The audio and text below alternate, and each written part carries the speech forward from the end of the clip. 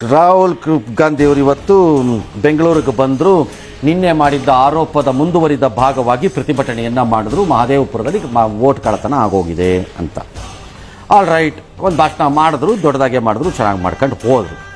But election ಕಮಿಷನಲ್ಲಿ ದೂರು ಕೊಡಲಿಲ್ಲ ಬೆಂಗಳೂರಿನಲ್ಲಿ. ಅದ್ರ ಪರವಾಗಿ DK ಶಿವಕುಮಾರ್ ಕಳಿಸ್ಕೊಟ್ಬಿಟ್ರು, ಒಬ್ಬರಿಗೆ ಕೊಟ್ಬಿಡಿ ಅಂತ.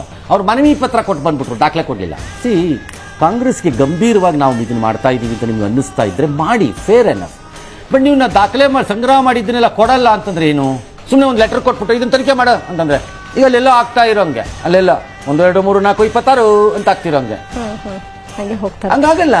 ಯೂಟ್ಯೂಬ್ ನಾನು ನಾಳೆ ಸುಮ್ಮನೆ ಬರೋದು, DK ಶಿವಕುಮಾರ್ ಹತ್ರಕ್ಕೆ ನಾನು ನಾಳೆ ಬೆಳಗ್ಗೆ ಬರೋದು, ಬಂದ್ಬಿಟ್ಟು ಇದು ಈ ಪೊಲಿಟಿಷಿಯನು, ಈ ಮಿನಿಸ್ಟ್ರು ಮತ್ತು ಇವ್ರ ಮೇಲೆಲ್ಲ ಸಿಕ್ಕಾಪಟ್ಟೆ ಆರೋಪ ಇದೆ, ಎಲ್ಲ 1000 ಕೋಟಿ 300 ಕೋಟಿ 76 ಕೋಟಿ, ಇದು ತನಿಖೆ ಮಾಡಿ ಅಂತಂದರೆ ಏನು ತನಿಖೆ ಮಾಡ್ತೀರಿ ನೀವು? ಈಗ ನಾವು ದಾಖಲೆ ಕೊಟ್ಟಿದ್ದೀವಲ್ಲ ಅಂತಾರೆ ಸರ್. ಎಲ್ಲಿದೆ ದಾಖಲೆ? ಅವ್ರು ಇಟ್ಕೊಂಡ್ಬಂದಿದ್ದಾರೆ. ಎಲೆಕ್ಷನ್ ಕಮಿಷನ್ ಕೊಡಬೇಕು. ಸಾರ್ವಜನಿಕ ವಲಯದಲ್ಲಿ ಹಿಂಗೆ ನೀವು ಅಲ್ಲಾಡಿಸ್ಬಿಟ್ರೆ ಆಗಲ್ಲ. ಇಲ್ಲಿ ಎಲ್ಲಿ ಕೊಡ್ಬೇಕು? ಎಲೆಕ್ಷನ್ ಕಮಿಷನ್ ಕೊಡ್ಬೇಕು ತಗೊಂಡೋಗಿ ನೀವು. ಅವ್ರು ಹೇಳಿದ್ದಾರೆ DK ಶಿವಕುಮಾರ್ ತಂದು ಕೊಡ್ರಿಪ್ಪ ಅಂತ, ಇವ್ರು ಕೊಟ್ಟಿಲ್ಲ. ಹೋಗ್ಲಿ, ಕಾಂಗ್ರೆಸ್ನವ್ರು ಕೋರ್ಟ್ಗಾರ ತಗೊಂಡು ಹೋಗ್ತೀರಾ? ಅದೂ ಇಲ್ಲ.